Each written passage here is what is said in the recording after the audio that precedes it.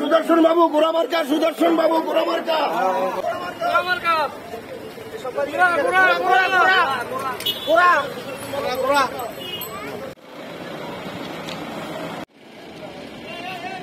ভোটারের দোয়া চাই, সকলের ভোট চাই, ভোটারের দোয়া চাই,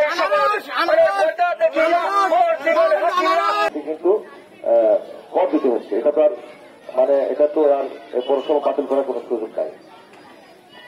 তো যেহেতু পৌরসভা এলাকাতে